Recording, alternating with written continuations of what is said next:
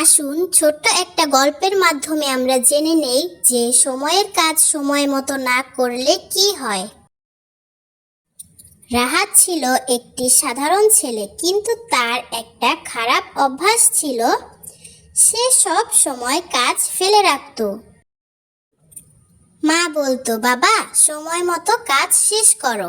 কিন্তু রাহাত হেসে বলল, সময় তো অনেক আছে মা, পরীক্ষা সামনে।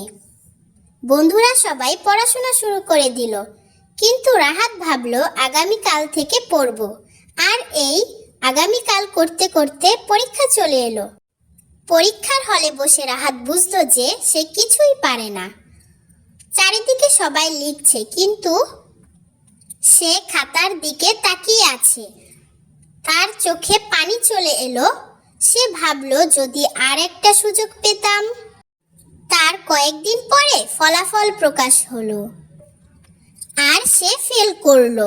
সেদিন সে বুঝতে পারলো, জীবনের সবচেয়ে বড় ভুল হলো কাজ ফেলে রাখা। এই গল্প থেকে আমরা এই শিক্ষা পেলাম যে সময় চলে গেলে আর ফিরে আসে না, তাই সময়ের কাজ সময় মতোই করতে হয়।